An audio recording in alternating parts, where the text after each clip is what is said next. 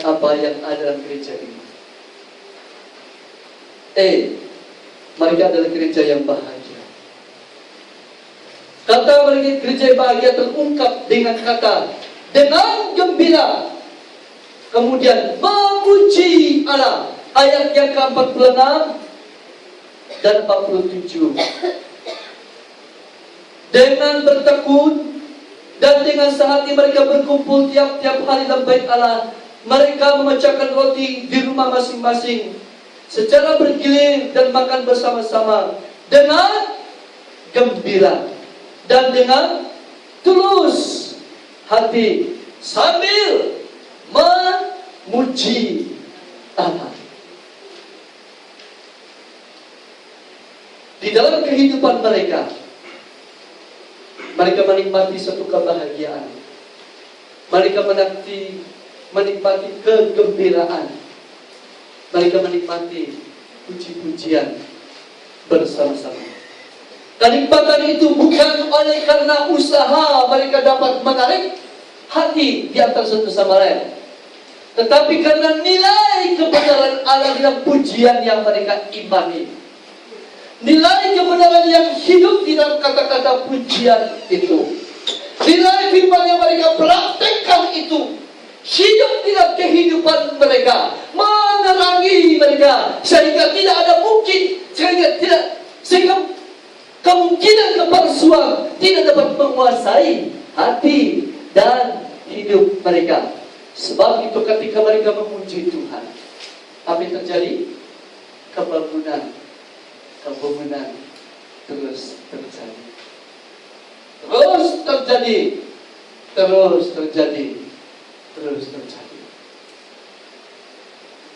Sebab mereka mengungkapkan suatu kuasa yang mereka pernah alami sendiri, di mana mereka merendahkan hati dan diri mereka, dan kuasa itu terus menerangi, sehingga bukan diri mereka yang didengar, tetapi kebenaran, terang cahaya itu yang terdengar.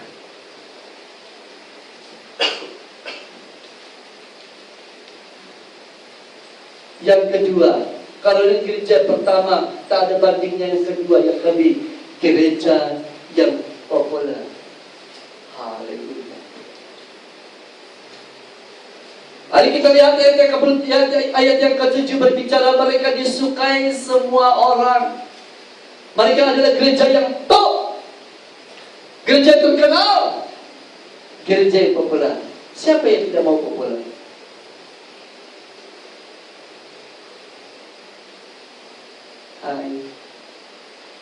Siapa yang tidak mau populer? Antara adik-beradik pun mau tidak bersaing, mau populer di depan bapak mama. Ya. Bila rasa diketepikan sedikit atau terlupakan, tidak terlihat perbuatan baiknya, lalu mamanya memuji yang besar atau yang kecil, atau yang anak yang ketiga atau yang ke-14. Apa yang terjadi? Maka yang belas-belasnya itu, saya mati-mati saja untuk mama, untuk bapak tidak diingat-ingat. Ini kebaikannya sedikit saja, bukan begitu masalahnya sekali. Problemnya bukan pada yang melihat, problemnya pada hati yang melihat. Mereka jadi gereja yang populer, disukai semua orang. Kalimat ini nanti kita lanjutkan dalam penjelasan berikut. Gereja yang berbuah. Kalau hanya gereja pertama tak ada bandingnya, oleh karena mereka adalah gereja yang berbuah. Tiap hari Tuhan menambah jumlah mereka. Lihat di sini, mereka yang menambahkan jumlah mereka ataupun Tuhan yang menambahkannya? Siapa yang mengerjakannya? Jemaat atau Tuhan yang mengerjakannya? Siapa yang meyakinkan orang tentang apa yang terjadi di sana? Diri mereka atau Tuhan? Apapun yang kita lakukan di sini, apapun yang dilakukan oleh gereja, begitu lelah, begitu penat, kita berbuat apa saja untuk menarik perhatian orang kepada kita pada persekutuan ini, supaya persekutuan ini kaya, supaya gereja ini kaya. Tapi ingat saudaraku, pada akhirnya orang yang datang di sini akan berjumpa dengan Tuhan penuh dengan kekecewaan dan kesesalan. Tetapi apa yang kita percaya di sini, gereja yang berbuah ini, karena Tuhan melihat, karena Tuhan bekerja, karena mereka hidup takut akan Tuhan, karena mereka mengamalkan firman Tuhan, karena mereka percaya kepada firman Tuhan. Akhirnya apa yang terjadi? Tuhan yang mengerjakan. Masih ingat dua prinsip yang teragung dalam pekerjaan Tuhan sepanjang zaman, dari dahulu sekarang sampai selama-lamanya tidak berubah. Seluruh pengajaran Kristen harus tunduk kepada dua prinsip yang teragung ini. Allah yang mengerjakan dan Allah memakai manusia.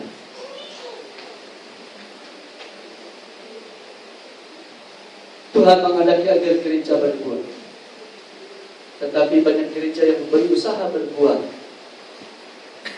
dengan usahanya sendiri, bukan karena kerelaan hidupnya dibuahi oleh kebenaran-kebenaran Allah, bukan karena dalam hidupnya sudah dipenuhi dengan perbendaharaan buah-buah kebenaran Allah.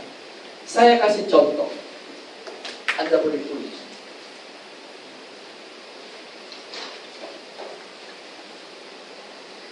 Ketika Tuhan berbicara kepada zaman Filadelfia, kita Wahyu pasal yang ke-2 ke-3, zaman Filadelfia, dia berkata, lihat, aku berdiri di muka pintu dan mengetuk. Jika ada orang yang membuka pintu, aku akan masuk bersama-sama dengan dia dan makan bersama-sama dengan dia. Wahyu 3 ayat 14 sampai 22, kalau saudara membaca. Ayat 20 yang tadi pasal 3 ayat 20. Lihat, aku berdiri di muka pintu dan mengetuk. Saya ingin katakan di sini, jemaat Laodikia itu sudah menjadi orang Kristen. Pasti Yesus sudah di hati mereka.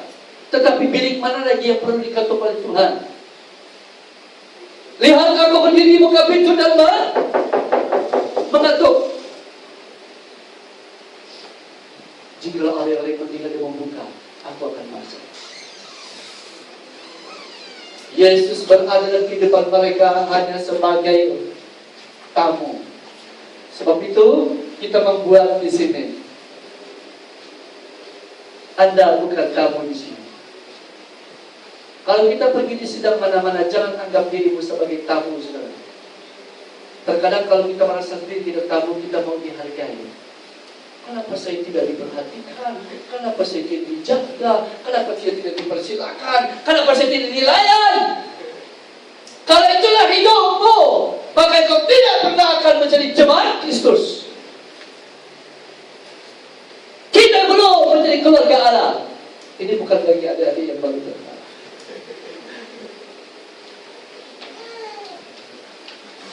Jelas, saudara? Anda bukan tamu di sini. Tapi kita adalah keluarga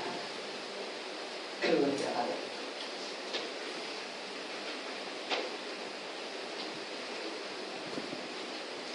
Ternyata dalam hidup jemaat itu ada perkara-perkara yang perlu dibereskan. Ketika kita menjadi tamu di satu rumah, apakah tuan rumah itu bilang, ayo masuk bilik lagi sini? Saya yakin kalau saya pergi rumah Pak Jos tidak akan buka dia punya bilik-bilik. Dia pasti kunci rapat-rapat.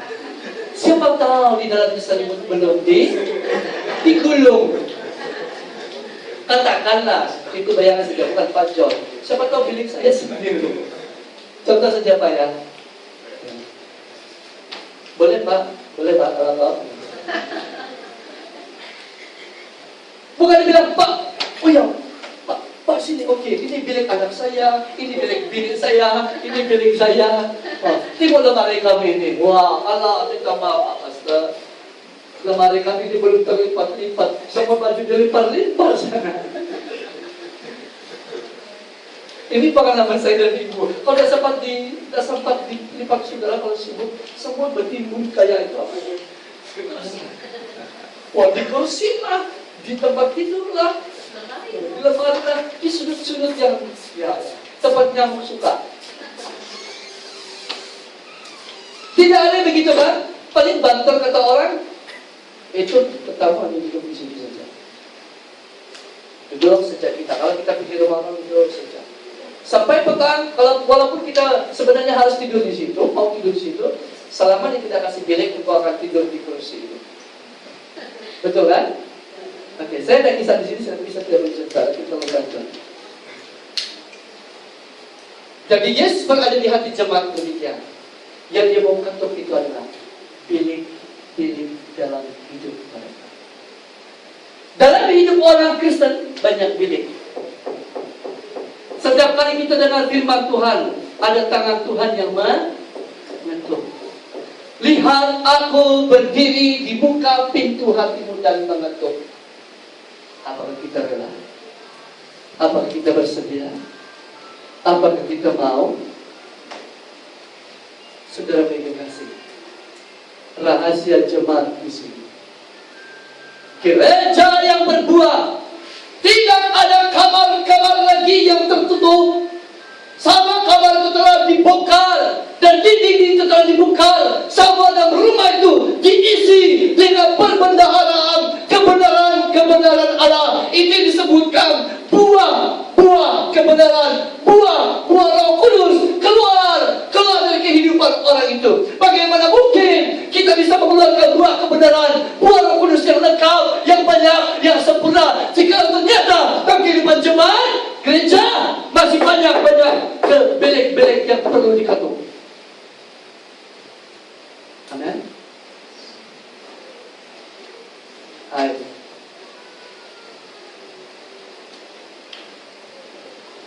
Saya pikir seorang cewek, perempuan tidak akan mau bila seorang laki-laki, katakan si Alex, dia tengok dua cewek ini, yang satu kerja di Asia City, yang satu kerja di apa? Di Nanam sana, salah tunjuk. Lalu Alex ketemu orang ini di bus, kemarin yang satu, besok yang satu. Lusanya Alex kirim surat, ini masih zaman dulu lah. Lalu dikasih. Kalimatnya sama, hanya nama diubah surat. Lalu dia dapat itu surat. Ternyata Alex tidak tahu mereka ini satu rumah, satu kamar lagi. Kira-kira apa yang terjadi Alex?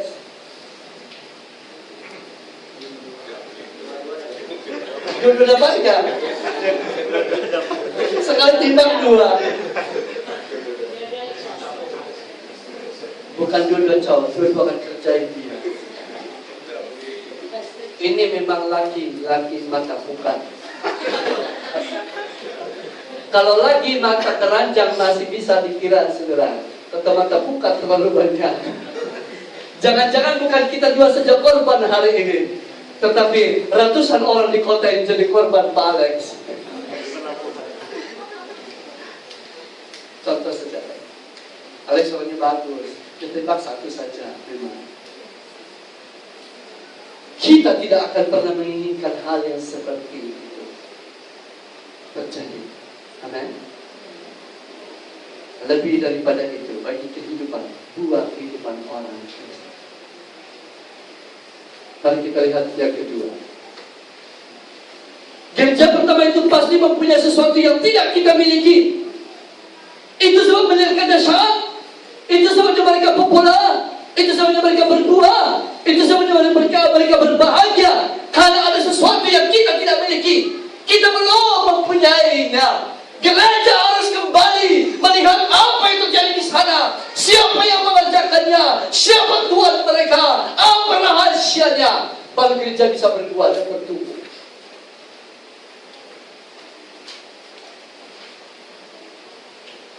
Dan kepentingan ini bukan hanya tujuan supaya organisasi gereja persekutuan itu luar biasa. Saya yakin itu. Kalau itulah tujuan kita menjadi penyembah gereja. Kita hanya menjadi baik untuk tujuan membesarkan organisasi, sementara kita sendiri kosong. Itu artinya kita membangun sesuatu, tetapi kita tidak punya apa-apa. Sama dengan orang yang menyembah berhala, semua emasnya dilekatkan yang di situ. Dia kerja dari pagi sampai pagi, gigi emasnya pun dicabut letak sana. Untuk apa? Supaya badannya makin besar, makin bercahaya, makin asli, dia emas asli juga. Tahukah Anda, orang Kristen sekarang sama. Baik kegiatan dan waktu, tenaganya, semua kekuatannya, kepintarannya, dia curahkan demi kepentingan bunga yang cantik ini. Supaya semakin orang berkata, memang semakin hebat, makin hebat, makin hebat. Tetapi orang yang di sini tidak punya apa-apa. Dia hanya merasa bangga dengan apa yang dia buat, tetapi dia tidak pernah bangga apa yang terjadi di hidupnya. Banyak orang Kristen yang membangun rumah, tetapi hatinya hancur. Mari kita lihat di sini. Mereka bukan membangun itu. Mereka memberi diri mereka dibangun. Ketika mereka dibangun, usaha mereka apa? Membangun bait Allah yang dibangun oleh Kristus. Saling melayani. Saya mendahului bicarakan ini. Ini perkara yang luar biasa, saudara. Ini tidak bisa dibicarakan seperti kilat. Sudah. Wah, haleluya, haleluya, haleluya besok. Tetap lagi haleluya, baru ada ingat. Ada haleluya, haleluya. Masih ingat pun, kurang ingat. Aku di atas sini. Saya doakan, baru ingat lagi.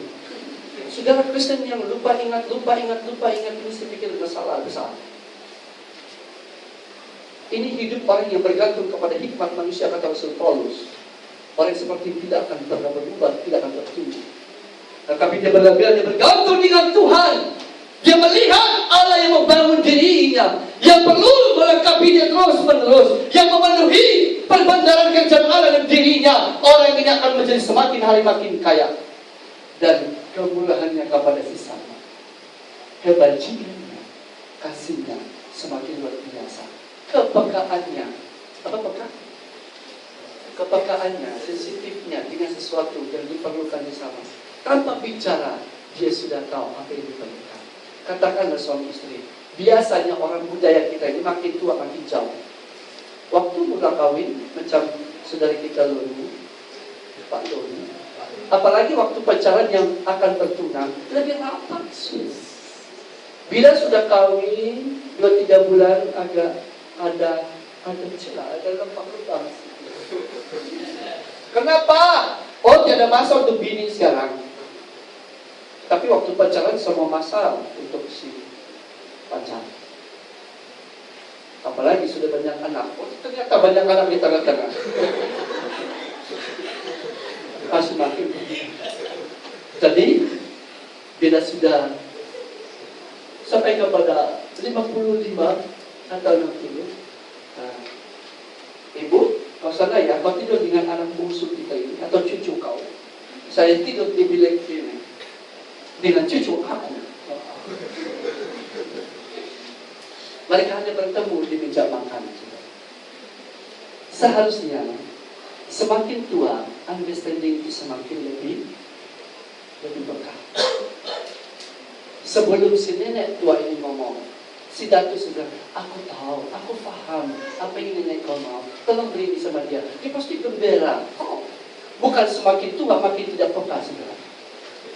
Tapi kira-kira apa yang itu terjadi di dalam hidup orang Kristen? Amin. Iya dong. Iyalah. Biasanya kita boleh mencegah kekudusan dengan orang yang baru kita mau injili. Tetapi di antara sesama yang sudah lama juga orang Kristen, kita sama-sama sudah jadi buta jemaat, kita ngomong kayak kentut. Tahu ngomong kayak itu? Tidak perlu bertanggung jawab. Apa jadi sama dia? Dia busuk kah? Apakah? Yang penting rohana. Yang kita mikir, oh sesama kudus, baik ini boleh jaga. Tidak sudah. No. Semakin kita sama-sama kasih semakin besar. Karena kekayaan perbadan surgawi itu semakin berlimpah-limpah, dan kehidupan orang itu, karena itu kebaikannya, kenikmatan bersama-sama itu semakin luar biasa. Itu sebabnya pengampunan semakin kuat, semakin hangat, di dalam kehidupan Kristen. Siapa pernah melakukan ini? Orang Farisi, para ahli Taurat. Mereka menyeberang laut, mereka naik gunung untuk memenangkan satu orang untuk terima agamanya, terima Allah, terima firman. Setelah orang yang satu orang ini bertobat, percaya kepada Allah, sesudah itu apa yang terjadi? Mereka jadikan dia 2 kali ganda jahat daripada diri mereka ini sendiri. Di dalam gereja Kristen sekarang, terus terang, tolong perhatikan, apakah Anda semakin lama di sini makin jelek? Kalau Anda makin jelek, bagus keluar. Mungkin saya menjadikan Anda jelek. Hai.